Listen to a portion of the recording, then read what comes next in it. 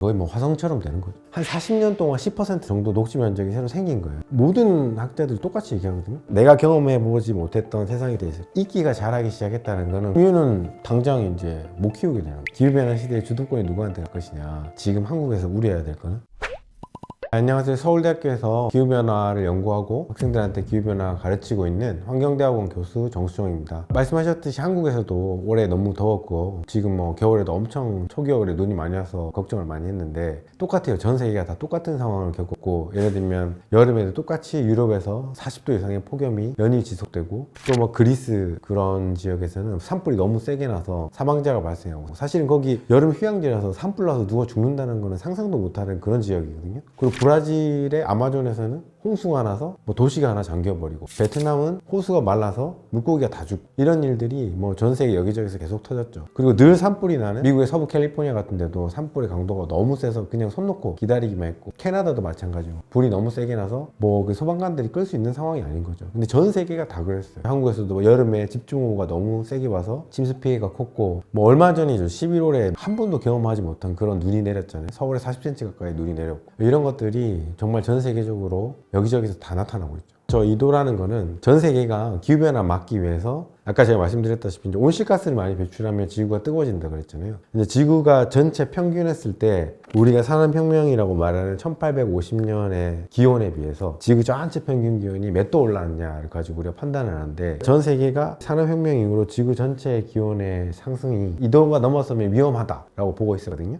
근데 지금 올해 정확히 1.5도가 넘었어요. 근데 재밌는 게 뭐냐면 2도가 너무 높다라고 이미 과학자들이 경고를 해서 2018년에서 전 세계의 이런 과학자들이 한국에 모여가지고 1.5도로 숫자를 낮췄어요. 그러니까 원래 전 세계는 2도라는 목표치가 있었는데 1.5도로 다시 낮췄거든요. 근데 지금 막상 2024년에 1.5도를 넘어섰어요. 왜 위험하냐면 전 세계가 지금 탄소 중립을 하겠다고 하잖아요. 한국, 뭐 미국, 일본, 그 다음에 유럽 2050년에 탄소 중립을 하겠다고 했는데 그 탄소 중립을 2050년으로 목표한 이유는 그렇게 하면 우리가 1.5도까지는 안 갈 거야 라고 기대를 했던 거죠. 근데 이미 지금 1.5도 넘어섰어요. 그런 상황인 거예요. 지금 넘어서고 빠르게 2도를 향해 가고 있는 이 상황은 옛날에 유명한 책 있거든요. 그 마크 라이너스가 쓴 6도 대멸종. 거기에 나오는 6도 대멸종 시나리오로 우리가 가고 있는 거예요. 그대로. 그 정도로 심각한 거죠. 기후학자들이 미래를 예측할 때 지금 다 보면 우리가 뭐 2100년에 이렇게 될 거예요. 50년에 이렇게 될 거예요. 라는 거는 컴퓨터가 시뮬레이션 한 거거든요. 그 컴퓨터 모델이 컴퓨터 게임 있잖아요. 여러분들 이제 게임방 가면 이제 심시티라든지 뭐 이런 가상의 공간에서 만들고 막 하잖아요. 지구도 마찬가지예요. 지구의 10년 후에 20년 후가 어떻게 될지를 판단하기 위해서 우리가 슈퍼컴퓨터 안에 가상의 지구를 만들어요. 그럼 온실가스가 늘어나면 기후가 막 바뀐다 그랬잖아요. 그럼 이제 그거를 컴퓨터로 실험을 하는 거예요. 근데 그때 막 실험하는 게 아니라 사회학자, 경제학자, 정치학자들이 모여서 시나리오를 만들어요. 가상의 시나리오. 인류는 이렇게 5가지의 시나리오로 미래를 만들어갈 수 있을 거야. 그럼 엄청 친환경, 저탄소, 네거티브 카본, 지금 많이 배출한 것도 줄여. 굉장히 희망적인 메시지. 차례차례 단계를 올려서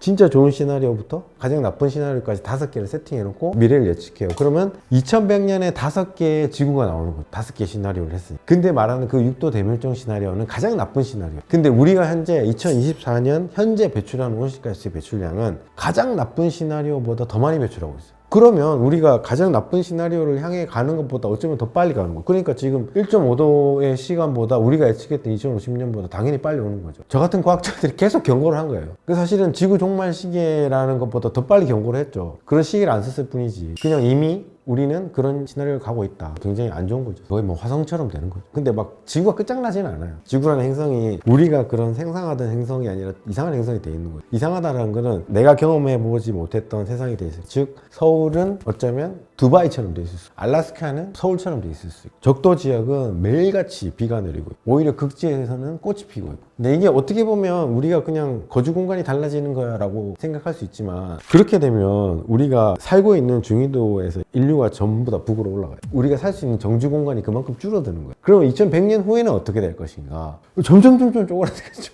이상징후는 일단 멀리 안 가도 우리나라에서 이미 나타나고 있죠. 이번에 단풍 실종 사건, 이게 단풍이 완전히 없어져 버린 이런 일들이 벌어지고 있고, 남극이 지금 풀로 덮이진 않았는데 우리가 실제로 이제 그 과학자들이 분석한 결과를 보면, 저도 그 데이터를 봤는데 한 40년 동안 10% 정도 녹지 면적이 새로 생긴 거예요. 왜냐면 걔네는 얼음으로 덮여 있어야 될 곳인데 얼음이 녹게 되면서 맨 땅에서 이끼들이 막 자라기 시작한 거죠. 우리가 숲속에 가면 그늘진 곳에 가면 이끼들 있잖아요. 그런 이끼들이 많이 번성하게 된, 이끼가 자라기 시작했다는 거는 그 지역이 이제 온난화가 됐다는 증거고, 그럼 이제 그 이끼가 점점 이제 토양을 어느 정도 활성화시키고 다른 식물이 또 자랄 수 있게. 근데 그렇게 되면 그 거기는 분명히 또 사람이 갈 거예요. 그럴 때 사람이 다른 식물을 들고 들어올 수 있어요. 그러면 어떻게 되냐면 거기 이제 외래종이 들어와서 침입하게 되면 걔네가 우점하게 돼요. 그럼 거기 생태계 또 바꿔놓는 거죠. 그러니까 그런 현상들이 남극에서 발생할 수 있다. 왜냐하면 계속해서 온난화가 진행될 것이고, 지금 온난화의 경향성을 보면 추운 곳에서 훨씬 더 강하게 온도가 올라오고 있고, 그건 왜 그러냐면 기본적으로 우리가 똑같은 에너지가 들어왔을 때 이 춥다고 하는 빙하나 눈이나 얼음이 있는 곳은 에너지 반사를 많이 해요. 그래서 추운 거거든. 여기보다 이 얼음이 있는 곳에 반사를 많이 하기 때문에 에너지가 덜 들어왔어. 근데 얘가 녹아서 따뜻해지면 어떻게? 더 따뜻해질 거야. 얼음이 녹고 에너지 더 들어오고, 그럼 계속 얘네는 증폭이 되는 거죠. 지금 그런 상황인 거죠. 빙하 지역도 마찬가지예요. 지금 북극 빙하도 마찬가지고 히말라야 빙하도 마찬가지고, 점점 빙하의 그 마지노선이 이제 후퇴하고 있다는 거죠. 리트리트 한다고 그러는데 산 꼭대기에 이렇게 빙하가 있으면 점점 위로 올라가. 만년설은 녹아내리고. 이런 것들이 지금 우리가 2100년이 되면 벌어질 것이다 라고 하는 것들이 2100년에 예상했듯이 막 다 없어진다 그런 건 아니지만 많이 지금 나타나고 있죠. 빙하가 물이 이제 고체상으로 되어 있는 거니까 녹으면 흘러내려서 해수면이 이제 올라갈 수밖에 없는 거죠. 그냥 물리적으로 보면 그렇게 될 수밖에 없고, 모든 지역이 그렇지는 않겠지만 일부 지역은 이제 해수면이 상승할 수밖에 없는 거죠. 그러면 저지대라고 말하는 지역들, 최근에 이런 홍수 피해 커지고 있는 방글라데시아라든지 미국 같은 경우에는 마이애미, 뭐 우리나라도 남해안 뭐 이런 데서 어느 정도 이제 침수 피해가 커질 수 있겠죠. 그 다음에 아까 말씀드린 것처럼 이제 빙하가 사라진다? 라고 하면은, 빙하는 말 그대로 얼음이고 에너지를 많이 반사시킨다고 그랬잖아요. 그럼 빙하가 없어지면 지구 전체적으로 보면 에너지가 더 들어오는 거기 때문에 온난화가 이제 가속화되겠죠. 그리고 지금 저희가 되게 주목하고 있는 부분이 이제 빙하뿐만 아니라 눈인데, 눈이 왜 그러냐면 이거 똑같은 역할을 해요. 그래서 겨울에 눈이 많이 오는 것은 눈이 많이 와야 되는 거고, 그리고 만년설이 있는 곳은 만년설이 있어야 되는 건데, 그런 것들이 녹기 시작하고 눈이 안 오기 시작하면은 대부분 이제 문제들을 일으키고 있어요. 하나씩.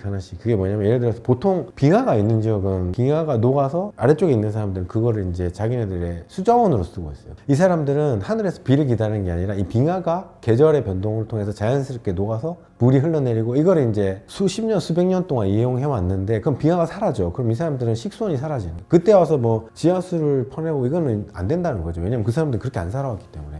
그리고 지금 보면 이 겨울에 동면을 자는 동물들은 눈 아래서 이렇게, 왜냐면 눈은 담요예요, 담요. 땅이 얼기 때문에 눈이 이렇게 담요처럼 덮어지면 땅은 따뜻해지거든요. 오히려 동물들이 그 안에 들어가 있는 거예요. 그래서 지금 이런 것들이 문제가 생기면서 정면을 잘 잘 수 없게 되는 거예요. 그게 이제 우리나라에서 나타나고 있는데, 북극권만 중요한 게 아니라 한국에서 이 이슈가 있는데, 강원도에 오소리가 있거든요. 오소리는 되게 유익한 동물이에요. 근데 얘네가 옛날에는 이제 여러 가지 이제 몸에 좋고 막 이러니까 밀렵꾼들이 잡아서 막 멸종위기종이 된 거예요.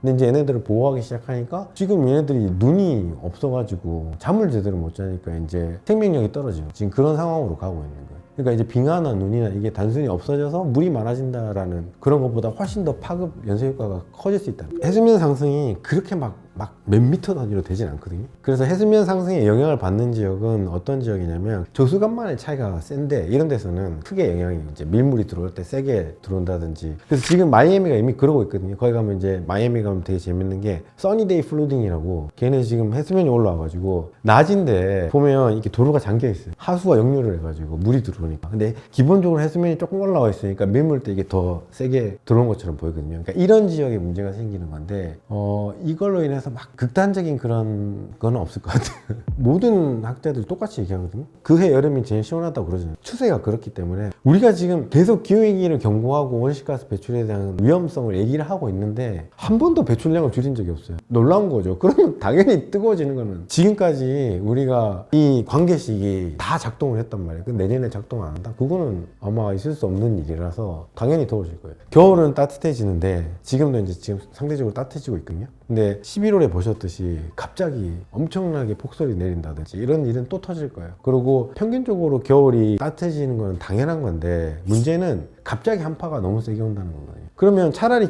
추운 것보다 못한 거야. 왜냐면 사람들은 겨울이 따뜻해지면 체온 조절이 약간 따뜻한데 맞춰지거든, 자연스럽게. 근데 갑자기 며칠 동안 너무 막 영하 5, 6도 떨어지는 한파가 와. 그러면 이제 문제가 생기는 거. 노약자들한테 건강에 치명적인 문제가 생길 수 있고, 난방이 안 되는 지역은 또 큰 문제가 생길 수 있고. 이게 차라리 그냥 쭉 추우면 괜찮은데, 근데 이런 것들이 지금 다 온난화하고 관련이 있어요. 현재 우리 지금 겨울을 보면 한반도에 날씨에 영향을 주는 바다들이 북서태평양, 대서양 이런 애들이 뜨거워요. 지금 인도양 이런 애들이 예년보다 뜨거워. 여기 뜨거운 공기가 한반도로 들어오는 거죠. 그럼 이제 그게 고기압이라는 건데 들어와서 맑은 날씨를 계속 유지해 주는 거예요. 그럼 따뜻해지는 거예요. 근데 문제는 뭐냐면 북극에서 내려오는 한기가 이때 또 때릴 수가 있는 거예요. 왜냐면 온난화가 진행되면 아까 말씀드린 것처럼 빙하가 녹고 극지역에서 찬가운 기운을 가두는 강력한 제트라는 게 있는데 걔가 힘이 약해져요. 온난화가 되면. 그러면 이제 우리가 이렇게 꽉 찬기를 가두고 있다가 힘이 빠지면 어떻게? 싹 나와버리면 쏟아져 내리겠죠. 그거 지금 한국에 내려오는 거예요. 그러면 며칠 따뜻하다가 갑자기 추워지는, 겨울이 그러면 따뜻한 거야 추운 거야 애매해지는 거예요.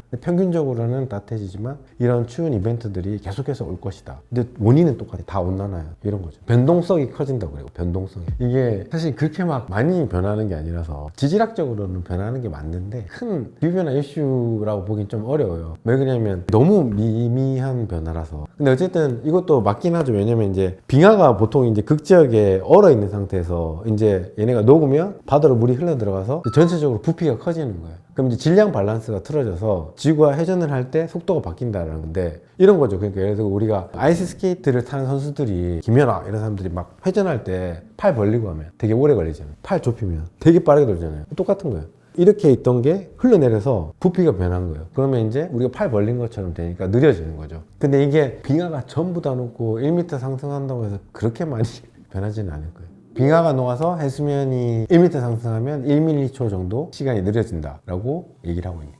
근데 이제 항상 얘기하는 게 망하지는 않아요. 망하지는 않고 이제 또 다른 주도권이 누구한테 갈 것이냐, 기후변화 시대의 주도권이 누구한테 갈 것이냐, 이거를 대응하는 사람과 대응하지 않는 사람의 차이는 분명히 발생할 거란 거예요. 왜냐면 우리가 한국도 가장 두드러진 기후변화의 이슈는 사계절이 무너지는 거. 지금 한국에서 우려해야 될 거는, 그럼 이 사계절이 무너진다는 거는 우리의 그 산업체계, 교육체계, 뭐 정치 모든 것들이 연동이 돼 있어요. 왜냐면 우리는 교육도 그렇게 받고 물건을 사고 쓰는 거, 그 다음에 내 옷장에 있는 옷들, 모든 것들이 뭐 레저, 뭐 여가, 모든 것들이 다 이 사계절에 맞춰져 있는데 그게 한순간에 만들어진 게 아니란 말이죠. 그럼 우리가 갑자기 지금 세팅한 시간보다 더 빠른 속도로 기후변화가 진행되면 당연히 문제가 발생하겠죠. 그 다음에 먹거리들, 먹는 것도 지금 진짜 골치 아픈 거죠. 왜냐면 한국인이 제일 좋아하는 음식이 있잖아요. 김치. 그럼 배추가 필요해. 배추는 고랭지, 서늘한 기후에서 잘 자라네. 그럼 얘는 당장 이제 못 키우게 되는 거예요. 지금 안 그래도 중국 애들이 지네들 거라 그러는데 한 2, 30년 있으면 그냥 중국 김치 되는 거예요. 한국에서는 재배가 안 되는데. 그런 것들이 사실은 별거 아닌 것 같지만 굉장히 큰 이슈들이죠.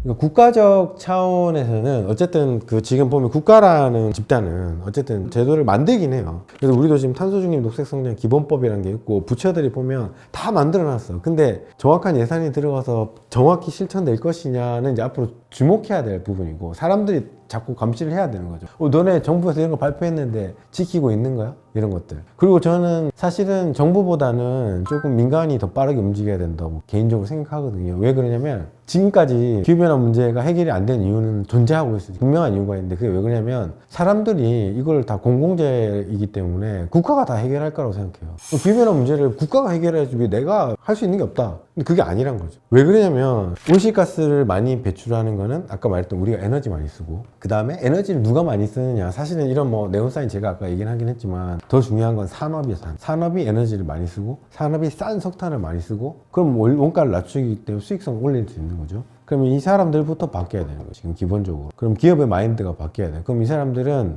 앞으로 저탄소 물건을 만들고 에너지원도 저탄소 에너지원을 써야 되고, 그럼 무슨 문제가 발생하냐? 물건값이 올라가겠죠. 그죠? 그러면 사람들이 안 사는 거지. 지금 전기차 비싸서 안 사는 거랑 똑같은 거예요. 그럼 어떻게 되냐면 사람들이 그걸 사기 시작해야 되는 거예요. 처음에는 고통스럽죠. 돈을 더 내야 되니까. 근데 그걸 다수가 사게 되면 이제 가격이 내려가고 규모의 경제가 되는 거죠. 그런 시도는 한번 있어야 되는데 지금 그게 안 되는 거예요. 그러면 여기서 제가 볼 때 이제 국가의 역할은 보조금 이런 데 들어가야 돼요. 기업에 보조금을 줘서 가격을 낮출 것이냐, 국민들한테 보조금을 줘서 싸게 사게 할 것이냐. 전기차 약간 그렇게 하고 있잖아요. 그죠?